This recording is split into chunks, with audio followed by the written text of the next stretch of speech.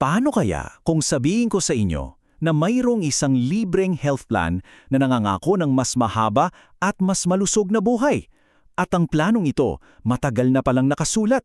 Ngayon, ating bubuksan at susuriin ang isang pananaw sa kalusugan na base mismo sa Biblia. Isipin niyo to, pag bumili ka ng bagong appliance o sasakyan, laging may kasamang manual, di ba?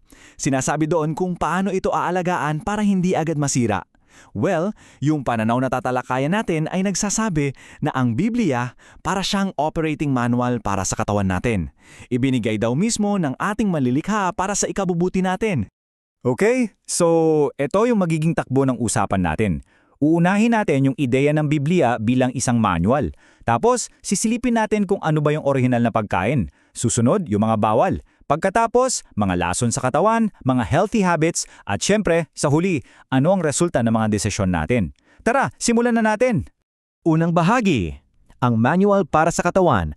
At dito, sasagutin natin yung tanong na, bakit nga ba ang pisikal na kalusugan ay isang bagay na espiritual? You know, yung lohika sa likod nito, simple lang naman.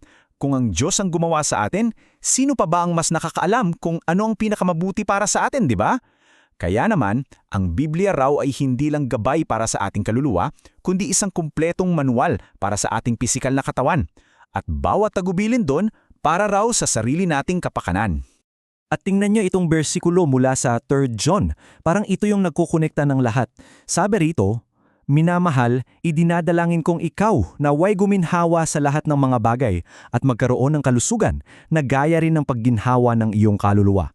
Ang linaw ipinapakita rito na sa paniniwalang ito, hindi mo pwedeng paghiwalayin ang kalusugan ng katawan at kalusugan ng kaluluwa. Magkasama sila.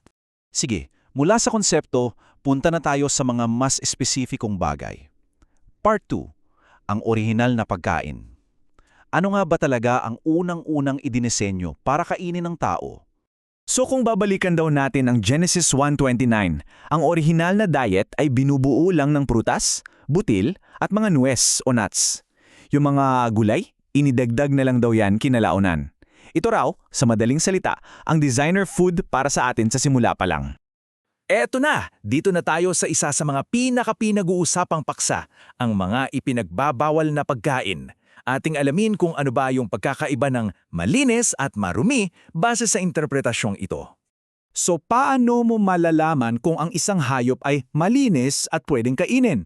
May dalawang simpleng rules daw dyan. Para sa mga hayop sa lupa, dapat may hati ang kuko o yung split hoof at dapat ninunguya niya ulit yung kinain niya o choose the cud. Dapat pareho yan ha. Para naman sa mga nasa tubig, kailangan mayroon silang paligpik o fins at kaliskis or scales. Kung isa lang dyan ang meron sila o wala pareho, automatic, marumi na sila. At base sa mga patakarang yon, eto yung ilang halimbawa ng mga hayop na itinuturing na marumi. Kasama dyan ang baboy, pati kuneho, mga shellfish gaya ng hipon, alimango, alimasag, at maging ang hito. Nakakagulat diba? Kasi marami dyan, paborito pa naman nating mga Pilipino. At kung iniisip nyo kung gaano ito kaseryoso, pakinggan nyo to mula sa Isaias 66. Sabi roon, yaong mga kumakain ng laman ng baboy ay magkakasamang lilipunin, sabi ng Panginoon. Grabe, napakatindi ng babala na nagpapakita lang kung gaano kahalaga ang utos na ito para sa mga sumusunod dito. Okay, tapos na tayo sa solidong pagkain. Punta naman tayo sa ika-4 na bahagi, lason para sa katawan. Ano-ano pa ba yung mga bagay na sinasabing dapat nating iwasan? Pagdating sa sigarilyo o tabako, may 6 na dahilan daw kung bakit ito ay hindi katanggap-tanggap. Isa-isahin natin. Una, dinudungisan nito ang katawan na templo raw ng Diyos. Pangalawa, nakaka-adikto kaya inaalipin ka. Pangatlo, itinuturing itong maruming gawi. Pang-apat, sinasayang mo ang pera na bigay ng Diyos. Pang-5, pinahihina raw nito ang koneksyon mo sa banal na espiritu. At pang-6, at ito siguro yung pinakamabigat, pinaiikli nito ang buhay mo na isang paraan ng paglabag sa utos na huwag kang papatay. Pero hindi lang tabako yan. Binabanggit din ng source na dapat iwasan ng mga inuming may alkohol at yung mga may caffeine tulad ng kape at soft drinks. Ang dahilan daw, nagbibigay ang mga to ng artificial na lakas o boost sa katawan na sa katagalan nakakasira rin pala. Siyempre, hindi naman lahat puro bawal. Meron ding mga dapat gawin. At yan ang ikalimang bahagi natin, mga gawi para sa malusog na pamumuhay. Mga prinsipyo para sa kabuuang kaginawaan. Kasi ayon sa planong ito, ang kalusugan ay higit pa sa kinakain at iniinom.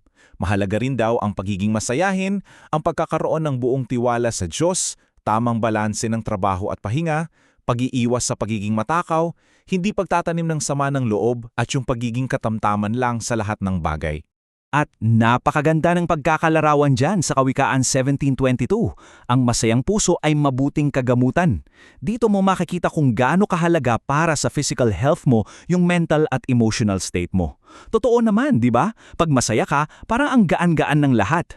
At para sa ating huling bahagi, pag-uusapan natin yung resulta. Ano ba ang bunga ng ating pagpili? Anong nangyayari pag sinunod mo tong plano at anong nangyayari pag binaliwala mo? Ang prinsipyo raw, napakasimple. Kung ano ang itinanim mo, yun din ang aanihin mo. Pag binaliwala mo raw ang mga batas pangkalusugang ito, ang resulta ay sirang katawan. At ang mas nakakalungkot, hindi lang ikaw ang apektado. Naipapasa raw natin ang epekto ng ating pamumuhay sa ating mga anak na nagreresulta sa mas mahinang susunod na henerasyon. Pero sa kabila ng lahat ng babala, laging may mensahe ng pag-asa. Sabi nga sa Pilipos 4:13, lahat ng mga bagay ay aking magagawa sa pamamagitan ni Kristo na nagpapalakas sa akin. Ito yung paalala na kahit gaano kahirap baguhin ang nakasanayan, posible ito. Kayang-kaya sa tulong ng pananampalataya. At bilang pagtatapos, iiwan ko sa inyo ang tanong na ito.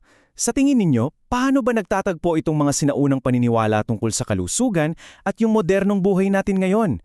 Alin sa mga ito ang may katuturan pa rin para sa'yo at alin ang nananatiling isang malaking hamon sa ating panahon? Pag-isipan natin yan.